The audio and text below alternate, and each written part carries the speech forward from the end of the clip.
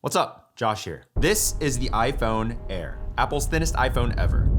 It's been about 30 days since unboxing it, and over the past month, I've put it through its paces, asking important questions like, is a thinner phone actually worth all of the trade-offs? Does the battery actually last an entire day? And most importantly, do I regret my decision? There's so much to talk about, so much I've learned about this phone that I want to share with you guys, but first, let's just start with the basics. Let's start with the design.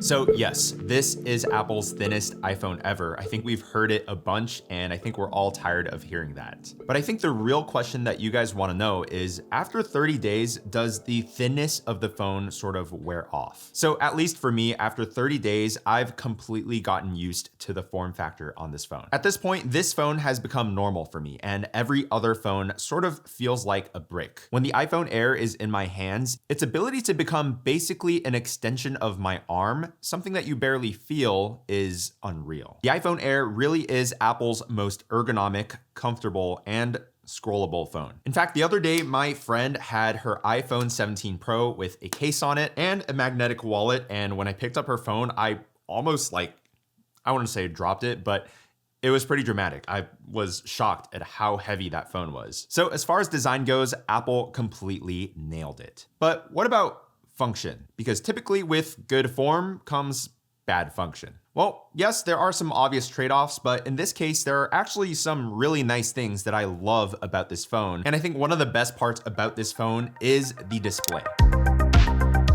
You see, because of how thin it is, it kind of makes sense that the display maybe wouldn't be as good or wouldn't get as bright. But the thing is, this display actually has the same pixel density and brightness as the 17 Pro. And not only that, but because the iPhone Air's screen size is slightly bigger than the regular Pro's screen size, like you can see right here, the iPhone Air just looks way more immersive than the Pro. Essentially, everything that you're doing on the iPhone Air just feels more immersive and easier to do, whether it be watching videos, responding to text messages, or going through my emails. In my opinion, the bigger screen is actually something that a lot of people are overlooking as a huge pro of this phone. And the thing is, because of how thin and light this phone is, it doesn't actually feel like a big phone. Basically, what I'm trying to say is you're getting the big phone experience without owning a big phone. By the way, I'm gonna make this quick. If you're enjoying this video, make sure to subscribe, and I've got new wallpapers linked down below. Subscribing is free, and it totally helps out the channel tremendously.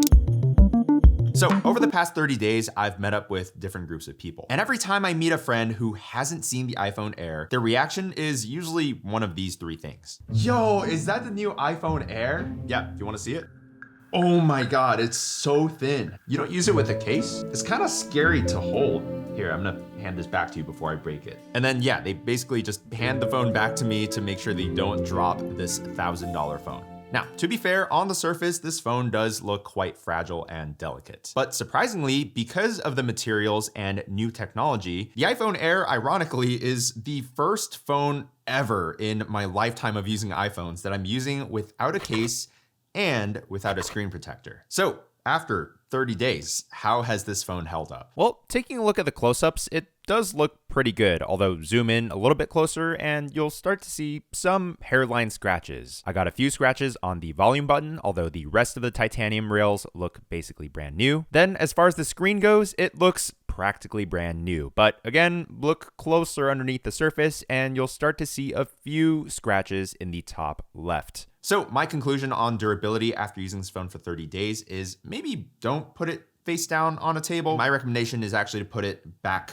down. I think that's the safer bet. Because looking at the camera ring, I don't see any damage there. But overall, I'm very impressed with the build quality on the iPhone Air. Now this year, Apple introduced a brand new coating called Ceramic Shield 2. And supposedly it makes the display 3 times more scratch resistant and 4 times more crack resistant than the previous generations. And you know what? I actually believe it. In all of the drop tests I've seen, drop after drop after drop, the iPhone Air seems to hold up. Now, obviously the back still is glass and the back is actually still on Ceramic Shield 1. I think the threshold for this specific panel is basically head height. If you drop it from head height, just be prepared for some cracked glass. But if you're somewhat of a careful person with your tech products, you should be just fine to rock this phone caseless. I've taken quite a few photos with the iPhone Air over the past 30 days. And if I'm gonna be completely honest with you, I do miss the ultra wide and telephoto. A few weeks ago, while I was flying out of Vegas, I had this sick takeoff where I saw the F1 infrastructure, like the paddock, the sphere, and then eventually the vast desert. But while we were taking off and I was snapping those photos, I was like, wow, it really would have been cool to have the telephoto lens right now.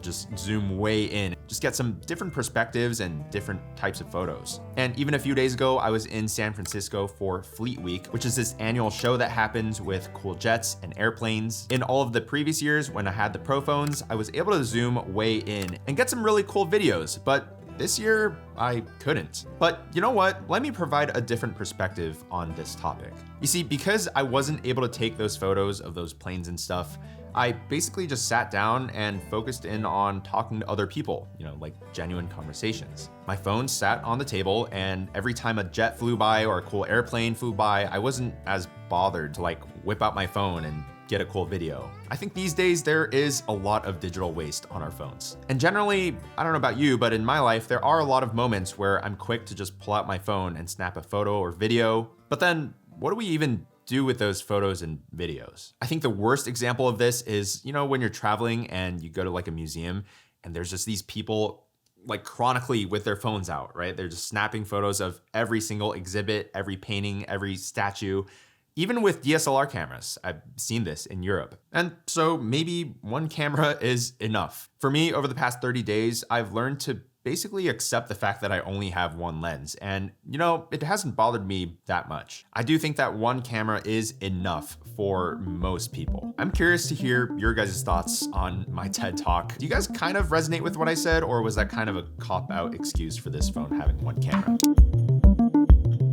Okay, now if camera was not a necessity, I would say battery life is. Now this one I do have mixed feelings about. Now going over my usage chart, you can see that pretty much on the regular days, my usage tends to fall between 75 and 100%, which you might look at it and say, oh, that's great, this phone will last you an entire day. But if you know anything about batteries, you'll know that generally it's not great to let the battery dip below 20%. There are basically two simple rules to follow to have a happy and healthy battery. Number one, don't charge it up to 100% or let it fall between 20%. And number two, don't let them get too hot or too cold. So if you're doing the math, if your daily usage is sitting at 100% and you want to keep your battery nice and healthy, that means at some point during the day, you're going to be charging. Now, I don't think it's realistic to not charge your phone to 100%, especially with this iPhone. So I am charging to 100%, but generally, I find that when it hits about 20%, that is at around 9 p.m. Now, most days by 9 p.m., I'm usually home, so it's really not that big of a deal. In fact, for most people, I would argue that it's probably not that big of a deal. At your office, or if you work from home, you probably have a charger nearby. So then what about on the weekends when you're out for the entire day? What if you're going on a hike?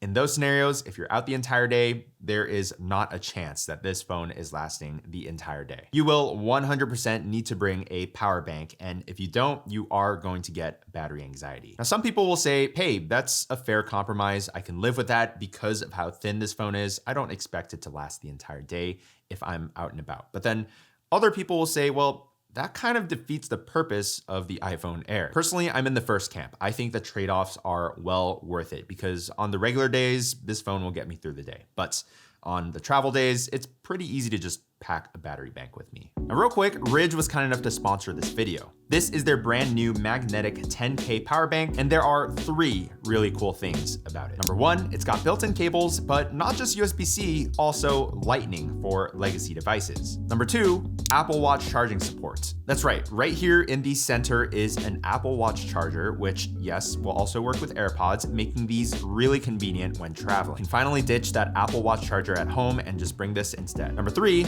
it's got a kickstand. So not only can you prop your phone up vertically for FaceTime calls, you can also prop it up horizontally for watching videos. And of course, you can slap it on the back of your phone because it is a MagSafe charger that charges your phone at 15 watts. This could very well be the last power bank that you'll ever need with how versatile it is. Ridge also has some really cool iPhone cases this year. This is the carbon weave case for the iPhone Air. And if you're interested in any of these products, links will be down below. Okay, so we've covered 5 major topics with the the iPhone Air: the design, display, durability, cameras, and battery life. 3 great things about this phone and 2 okay things about this phone. But there is one final thing about this phone that is kind of bad. So as you may or may not know, the only speaker on the iPhone Air is the earpiece speaker. There's actually no speaker on the bottom of the phone, like on any other iPhone. When watching videos, the only sound that comes out of your phone is only gonna come from the left side of the phone. Now to me, this actually wasn't a huge deal. In fact, I got used to it pretty quickly. So in terms of watching content on your phone, whether it's in the vertical position or the horizontal position, it's not really a huge deal. I think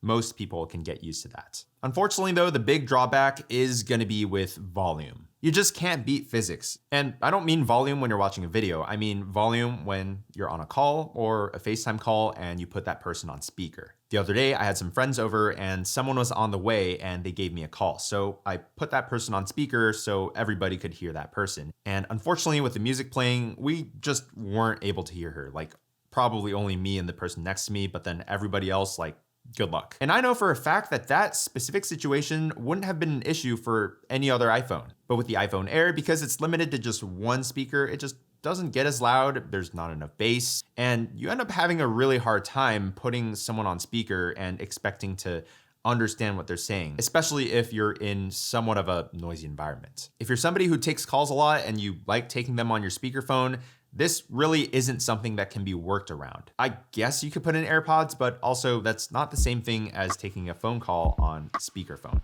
Not really a huge concern for me, but I thought I would mention it.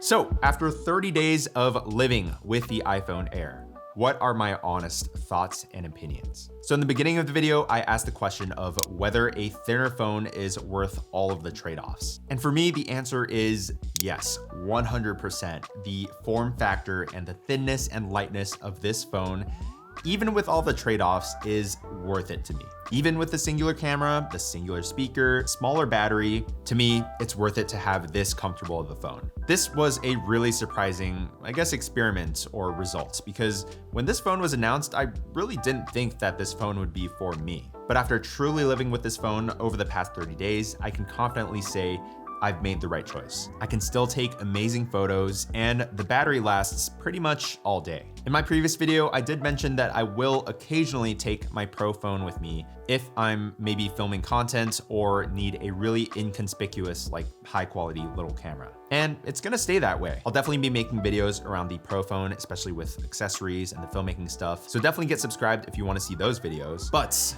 let me know down below, what are your thoughts on the iPhone Air? Do you own one? What has your experience been with this phone? And if you don't own one, do you think you would like this phone? Like genuinely, if I handed this phone to you, do you think you would like it? Subscribe if you aren't already, leave a like on your way out, and I'll catch you guys in the next one. Peace.